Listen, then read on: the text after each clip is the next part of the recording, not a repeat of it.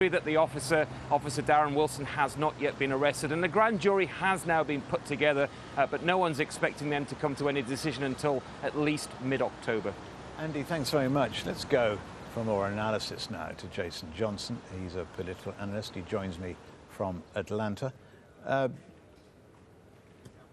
you are. Jason, this is a local killing.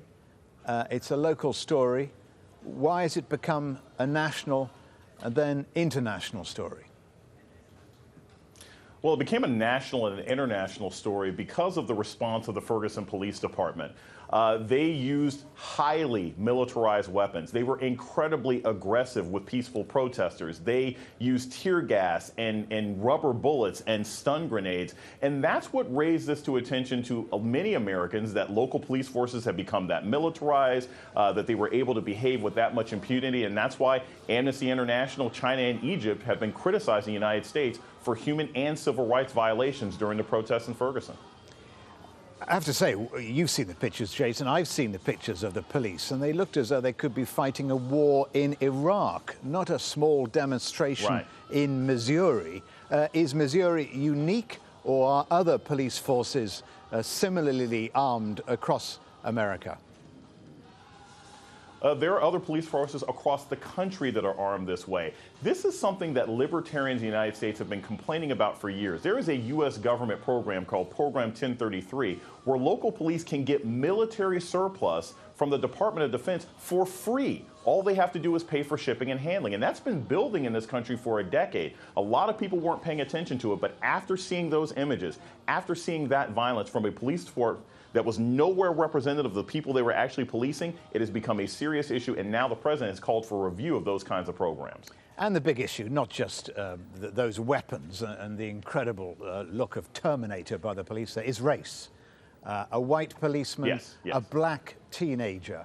How much is this kind of racial tension that we've seen in Missouri replicated across the rest of the southern states, perhaps the northern states too?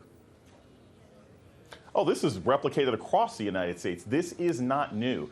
What we've seen in the wake of this shooting is an investigation of many of these local police officers. You have one who talked about killing blacks is a good killing. You had another officer who was fired from a previous department for racial abuse and hostility. You have a collection of police officers here who basically treated the African-American population like they were apartheid-era police, like they were an occupying army. That is not unique to St. Louis. That is common throughout the United States, and it's one of the reasons why the Department of Justice has been so adamant about investigating cases that have a racial component when police shoot African Americans. Is this a component of America, Jason, that is largely ignored or not talked about for fear of being called racist? This kind of separate living, separate development almost in many small towns and cities across America between white and black?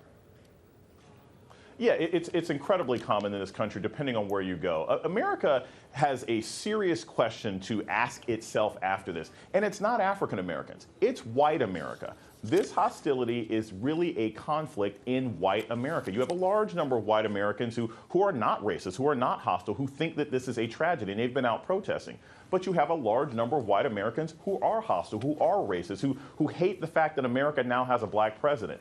This is a conversation that white Americans need to have with each other about how to move forward. It can no longer be placed on the shoulders of African Americans, only 15% of the population, to initiate some sort of racial healing. Jason, many thanks for joining us. Let's have a look at those pictures from the funeral service. St. Louis, by the way, this is from Ferguson, but St. Louis is a suburb of Ferguson.